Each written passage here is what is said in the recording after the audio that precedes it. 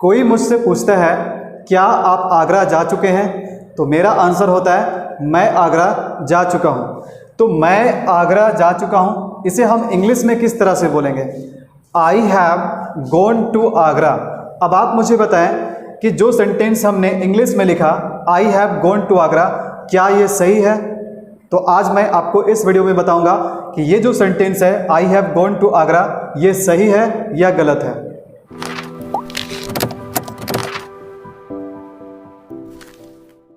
तो ये हम कैसे चेक करते हैं कि दिया गया सेंटेंस हमारा सही है या गलत है?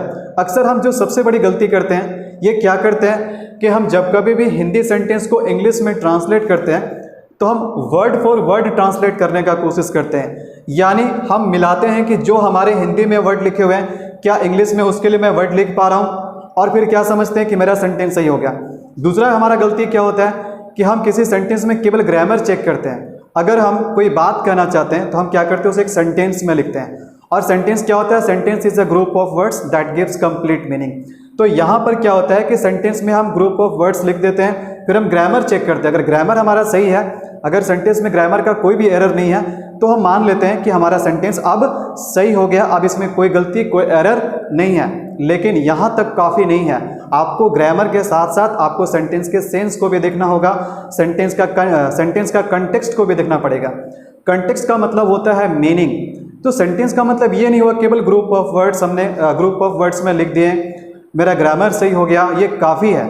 ऐसा कभी नहीं होता है, आपको कंटेक्स्ट को भी चेक करना पड़ेगा। कंटेक्स्ट का मतलब कि क्या हम जो कहना चाह रहे हैं, क्या सेंटेंस में लिखने के बाद उसका मीनिंग वही निकल रहा है जो हम कहना चाह रहे हैं। कभी कभार तो ऐसा होता है कि हम जो कहना चाहते हैं उसे हम सेंटेंस में लिख देते हैं, लेकिन होता क्या है, हम कहना कुछ और चाहते हैं और उसका मीनिंग कुछ और निकलने लगता है। तो आपका मीनिंग भी सही होना चाहिए, आपको ग्रामर के साथ साथ मीनिंग को भी चेक करना चाहिए, उसका कंटेक्स्ट भी सही होना चाहिए। जैसे देखो, यहाँ पर किसी ने मुझसे पूछा कि क्या आप आगरा गए हैं, तो मेरा आंसर है मैं आगरा जा चुका हूँ, मैं आगरा जा चुका हूँ।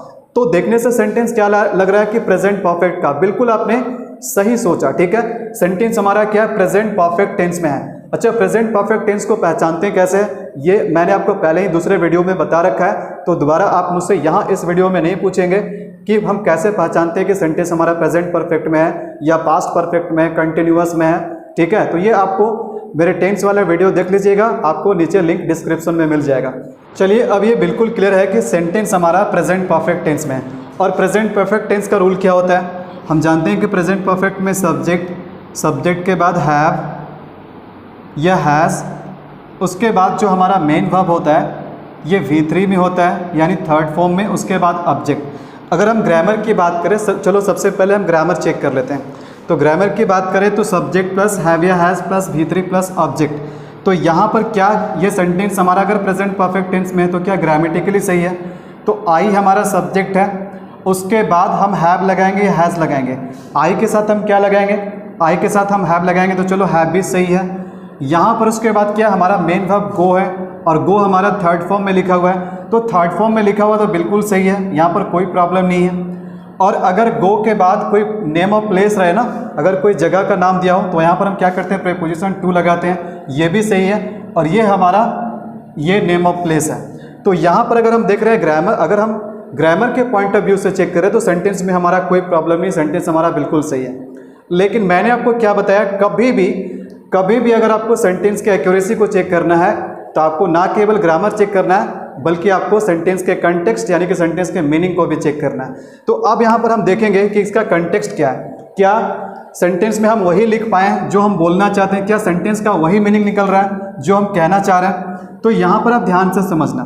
देखो, मुझसे किसी ने पूछा कि क्या आप आगरा गए हैं, मेरा आंसर है मैं आगरा जा चुका हूँ। अब ध्यान दीजिएगा कि यहाँ पर स्पीकर कौन है, मैं आगरा जा चुका हूँ। तो स्पीकर कौन है, यानी कि ये बात बोलने वाला पार्टी कौन है? ये बात बोलने वाला पार्टी मैं हूँ, यानी कि फर्स्ट पर्सन।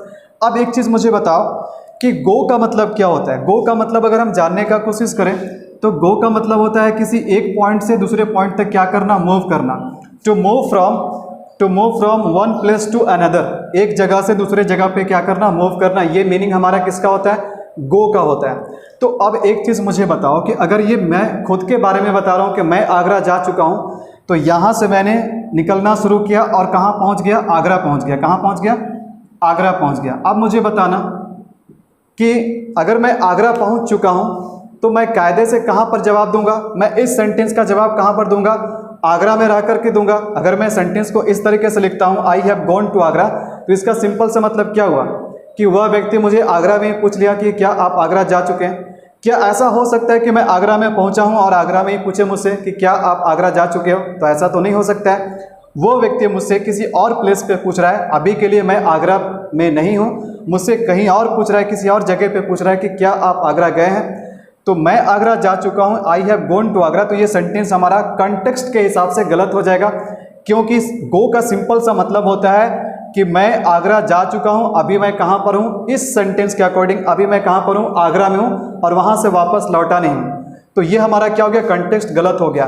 तो आई के साथ इस तरीके से सेंटेंस को लिखना गलत हो जाएगा, क्योंकि स्पीकर खुद अपने बारे में बोल रहा है और स्पीकर जब एक जगह से दूसरी जगह यानी कि आगरा मूव कर चुका है तो फिर वो बात को फिर वो जवाब कैसे देगा। बात समझ में आ रही है?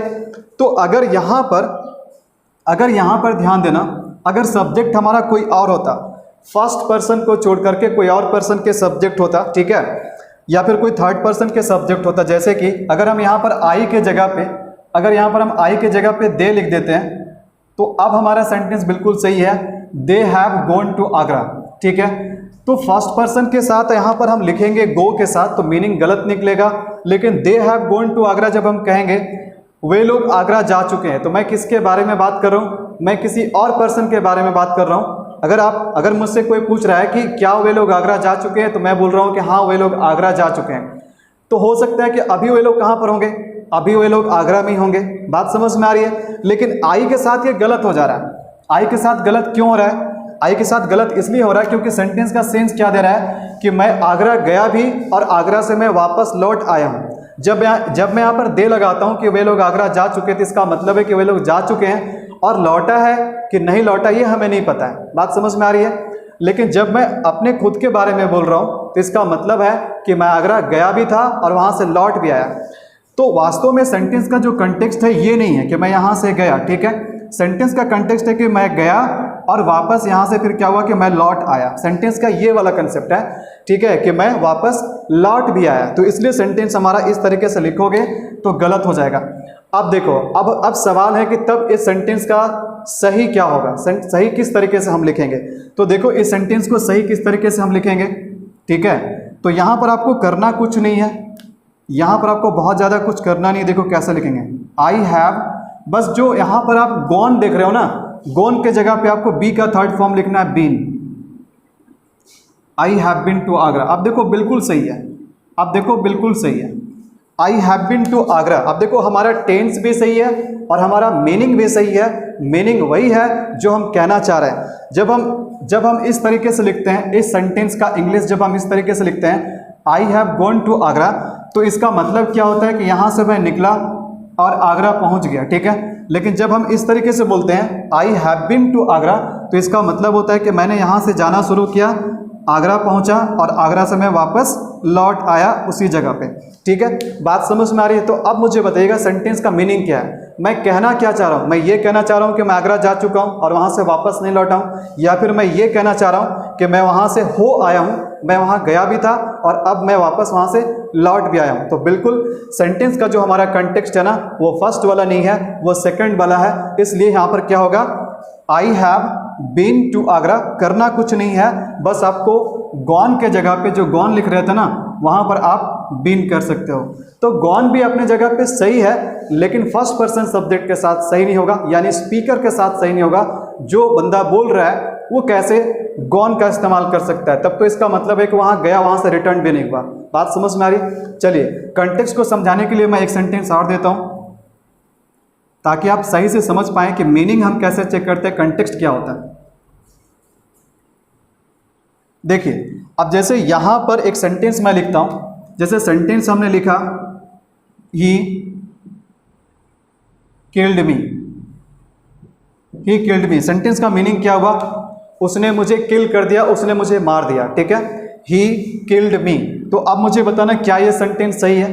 तो आप कहोगे सर सेंटेंस तो बिल्कुल सही है, क्योंकि सब्जेक्ट हमारा ही है। मार दिया, किल कर दिया का मतलब क्या हो गया, कहानी अब पास्ट का हो गया। तो पास्ट में सर हमने V2 लिखा तो भी कोई दिक्कत नहीं है, ठीक है, और मी लिखा तो भी कोई दिक्कत नहीं, क्योंकि यहाँ पर ऑब्जेक्ट के जगह पे और यहाँ पर आई का ऑब्जेक्टिव केस हमने क्या लिखा, मी लिखा है, तो बिल्कुल सही है। तो अगर ग्रामर के लिहाज से आप देखोगे तो बिल्कुल सेंटेंस हमारा सही है। लेकिन मैंने आपको क्या कहा, कभी भी सेंटेंस की एक्यूरेसी को चेक करना है तो दोनों चीज़ चेक करो, सेंटेंस का मीनिंग भी चेक करो और सेंटेंस का ग्रामर भी चेक करो। तो ग्रामर तो चेक हो चुका है, अब अगर मीनिंग की बात करें यानी कि कंटेक्स्ट की बात करें तो पता है, आप जरा मुझे बताओ क्या ये सेंटेंस सही है, लॉजिकली मुझे बताओ क्या ये सेंटेंस सही है, ही किल्ड मी। तो ये सेंटेंस लॉजिकली बिल्कुल गलत है। क्या है, ही किल्ड मी, उसने मुझे मार दिया। अच्छा, यहाँ पर एक स्टेटमेंट है, ही किल्ड मी, उसने मुझे मार दिया, ठीक है, उसने मुझे किल कर दिया। ये बात कौन बोल रहा है, ये बात मैं खुद बोल रहा हूँ, मैं अपने बारे में बोल रहा हूँ, यानी मी, यानी कि फर्स्ट पर्सन। अब फिर से सोचो, स्पीकर जब मर चुका है तो फिर स्पीकर कैसे बात कर रहा है, स्पीकर फिर कैसे बता रहा है, बात समझ में आ रही है। तो यहाँ पर ये गलत हो गया। यहाँ पर कोई दूसरा थर्ड पर्सन का कोई ऑब्जेक्ट होता, ठीक है, कोई थर्ड पर्सन का ऑब्जेक्ट होता तो यहाँ पर चल सकता था, लेकिन कहने का मतलब है कि ही किल्ड मी, उसने मुझे मार दिया, मैं ही स्पीकर हूँ, मैं ही इस बात को आपको बता रहा हूँ, और अगर मैं मर चुका हूँ तो फिर मैं आपको इस बात को कैसे बताऊंगा। बात समझ में आ रही है। तो केवल ग्रामर चेक करके आपको संतुष्ट नहीं होना है, केवल ग्रामर चेक करके आपको खुश नहीं होना है, आपको कंटेक्स्ट भी चेक करना है। अगर यहाँ पर हम तो ये सेंटेंस क्या हुआ, बिल्कुल गलत है। अगर यहाँ पर हम कोई थर्ड पर्सन का कोई ऑब्जेक्ट लिख देते हैं, जैसे ही किल्ड देम, ठीक है, या फिर ही किल्ड हर, है ना, तो यहाँ पर हम अगर लिखते हैं ही किल्ड देम तो बिल्कुल सही है, क्योंकि स्पीकर कौन है, मैं बोल रहा हूँ कि वह उन लोगों को मार दिया। तो स्पीकर तो मैं हूँ, इस बात को बताने वाला, इस बात को रिपोर्ट करने वाला, लेकिन मैं तो नहीं मरा, मैं जिंदा हूँ तभी तो मैं बता पा रहा हूँ ना। लेकिन मरा कोई और मरा कौन, कोई और मरा। ही किल्ड हर, ये भी सही है, लेकिन फर्स्ट पर्सन लगाओगे तो ये लॉजिकली सही नहीं हो पाएगा, गलत हो जाएगा। तो इसलिए आपको ध्यान रखना है, सेंटेंस में आपको ग्रामर के साथ साथ मीनिंग को भी चेक करना है, तभी आपका सेंटेंस 100% सही होगा। तो मैं आगरा जा चुका हूँ का सही क्या होगा, I have been to Agra, ठीक है, I have been to Agra. तो यहाँ पर हमारा पहला सेंटेंस कंटेक्चुअली रॉन्ग हो गया, ग्रामेटिकली नहीं, कंटेक्चुअली रॉन्ग हो गया। और ये सेंटेंस हमारा ग्रामेटिकली भी सही है और कंटेक्चुअली भी सही है। अगर हम यहाँ पर ऐसे लिखते हैं, they have gone to Agra,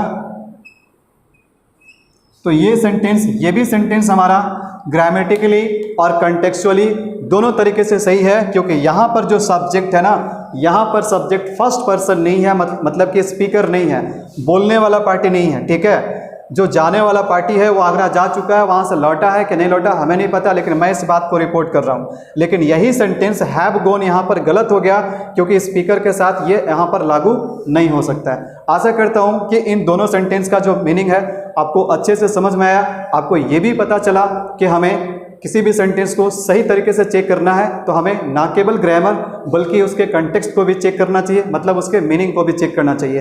तो आई होप कि अब आप इस तरह की गलतियां ना करेंगे और आपको चीज़ें समझ में आया, आपका डाउट क्लियर हुआ।